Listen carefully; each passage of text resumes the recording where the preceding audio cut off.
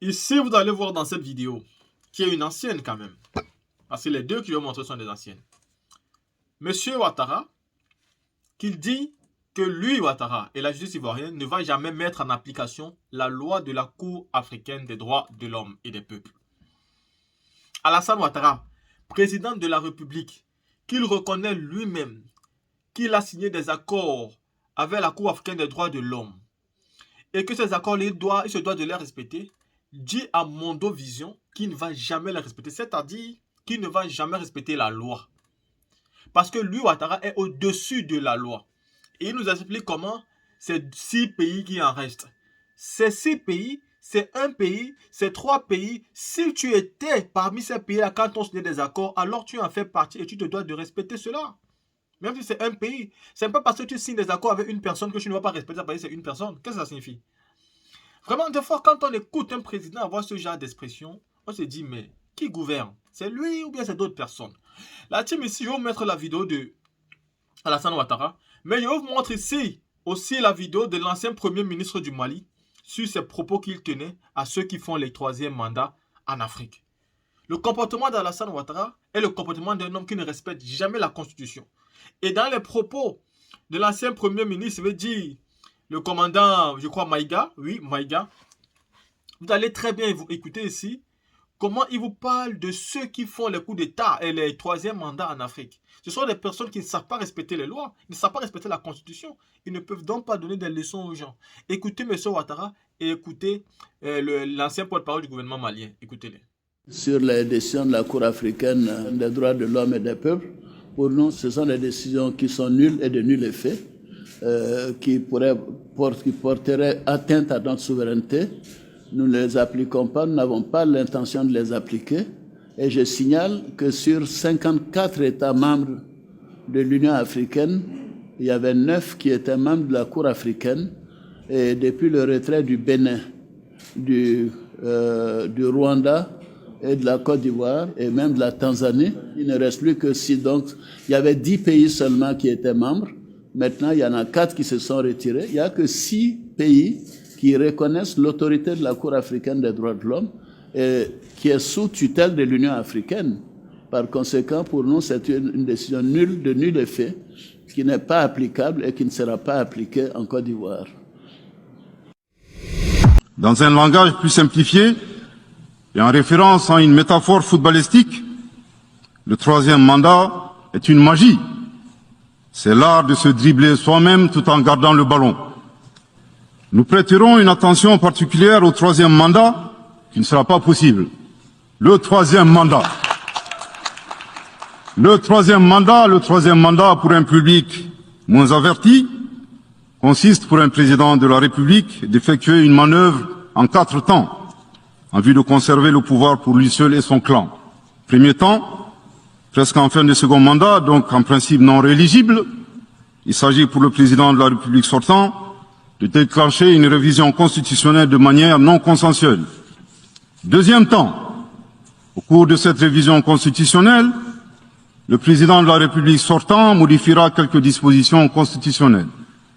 Troisième temps, une fois la nouvelle constitution adoptée, sur fond de crise politique naturellement, le président sortant devient candidat en violation de la limitation du nombre de mandats à 2. Sa candidature est alors justifiée par l'adoption de la nouvelle constitution et le prétexte est tout trouvé.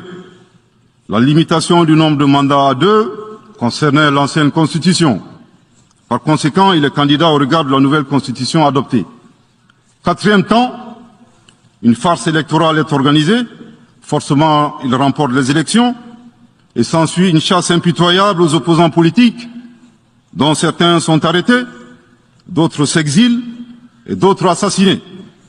Les allégeances sont obtenues grâce au pouvoir de l'argent, le clientélisme et les intimidations.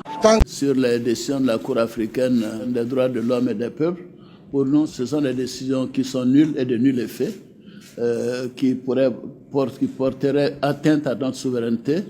Nous ne les appliquons pas, nous n'avons pas l'intention de les appliquer. Et je signale que sur 54 États membres de l'Union africaine, il y avait 9 qui étaient membres de la Cour africaine. Et depuis le retrait du Bénin, du Rwanda et de la Côte d'Ivoire et même de la Tanzanie, il ne reste plus que 6. Donc, il y avait 10 pays seulement qui étaient membres. Maintenant, il y en a 4 qui se sont retirés. Il n'y a que 6 pays qui reconnaissent l'autorité de la Cour africaine des droits de l'homme et qui est sous tutelle de l'Union africaine. Par conséquent, pour nous, c'est une décision nulle, de nul effet, qui n'est pas applicable et qui ne sera pas appliquée en Côte d'Ivoire. Dans un langage plus simplifié et en référence à une métaphore footballistique, le troisième mandat est une magie. C'est l'art de se dribbler soi-même tout en gardant le ballon. Nous prêterons une attention particulière au troisième mandat qui ne sera pas possible. Le troisième mandat. Le troisième mandat pour un public moins averti consiste pour un président de la République d'effectuer une manœuvre en 4 temps en vue de conserver le pouvoir pour lui seul et son clan. Premier temps, presque en fin de second mandat, donc en principe non rééligible, il s'agit pour le président de la République sortant de déclencher une révision constitutionnelle de manière non consensuelle.